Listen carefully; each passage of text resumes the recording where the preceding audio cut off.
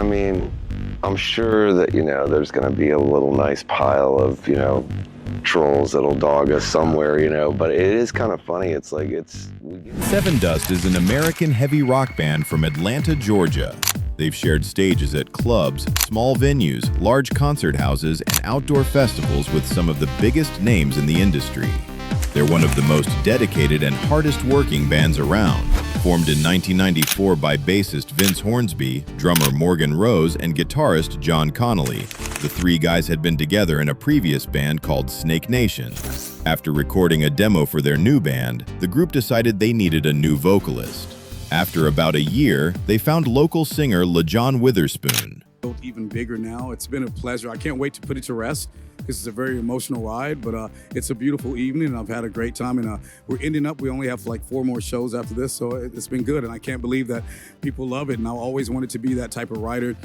Witherspoon had been singing in the R&B group Body and Soul in Atlanta in the early 90s and got to know the guys after his group opened for Snake Nation.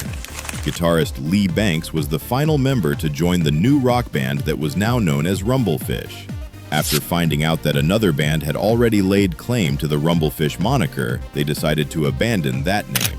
They would later have a song called Rumblefish on their second album.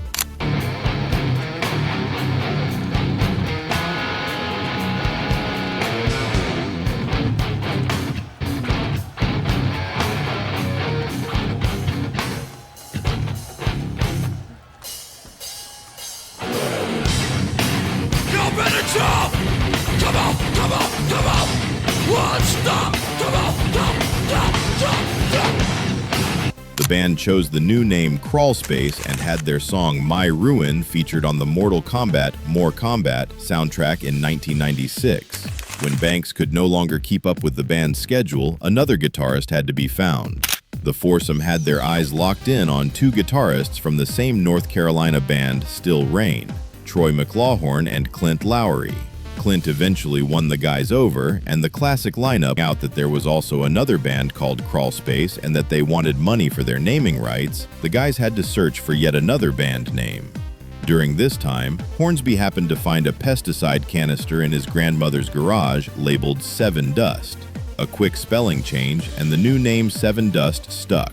Sevendust released their self-titled debut album on April 15, 1997, which sold only 310 copies in its first week, but would ultimately go on to achieve gold certification through dedicated touring, blistering live shows, and utmost confidence and support from their label, TVT Records.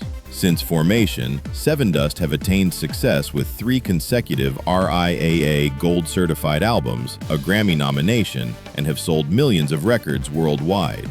The group has released a total of 14 studio albums, including a reissue of their debut as Sevendust Definitive Edition, which contains 5 new bonus tracks for the fans craving a little more. They're known for their unique blend of alternative metal, nu metal, hard rock, and heavy metal, with soulful melodies and powerful vocals. Although on their latest album, The Truth Killer, released in 2023, 14th studio album, dude, that is impressive. There are a lot of bands who have been going longer than you that aren't even close to 14 studio albums. So how do you stay creative? How do you keep the motivation levels up to get to album number 14? Life, the pandemic shutting us down and having to get back out, putting this album out right here, Blood and Stone, let's see, and then not being able to tour it. Thank the Lord that we got on the Billboard, whatever, still, but we weren't able to tour it. So we were ready to get back out. And I feel like we put that energy into this new album to come back out there into the world with it being hopefully safe enough for us all to be in this situation. And it seems like it's going to be good, man. I can't wait. And obviously, I didn't realize that we were able to still sign record deals. Thank the Lord for Napalm, for signing Sevendust. And all of a sudden, again, I'm talking to cats like you, international press, and knowing that lets me know that we're going to get back over there. The band were praised by critics and fans alike for its musical disparity and the band's willingness to experiment with new sounds. They gained mainstream success with their second album, Home, in 1998 with singles Denial, Waffle, and the bone-crushing song Home, and followed this up with extensive touring over the next 12 months. Animosity, released in 2001, their third album, went gold. and featured singles Praise and Angel's Son, cementing their place in the hard rock scene across America and the world. The hit single Enemy, off the band's fourth album Seasons, which was released in 2003, peaked at number 10 on the mainstream rock chart, boosting the band's notoriety. Lajon Witherspoon's brother, Reginald, was murdered in 2002, and the song Enemy was partly inspired by this event, with brutal lyrics such as, "So when you fall to the ground and finally get back to reality, no one is around. So tell me, how does it feel to be the enemy?" It could have been the grandkid, but he walked in with her to the shop and to eat food, and I saw him talking to her, and I was just kind of looking at her. You could tell she looked like she was homeless, but I didn't know the situation. I didn't want to be weird, and I just remember, I don't know, maybe it's because I'm older, just being teary-eyed when she said, "I'm okay, baby. I got everything I need." She said, "You can go home." And she was sitting there, so I'm waiting on my food. I'm like, this is crazy. And I look over at her, and she's digging in her socks, bro. Change is falling out, and she's trying to get it, and she's standing there. And I just went over to her, and I grabbed her by her arm. I was like, "What you doing?"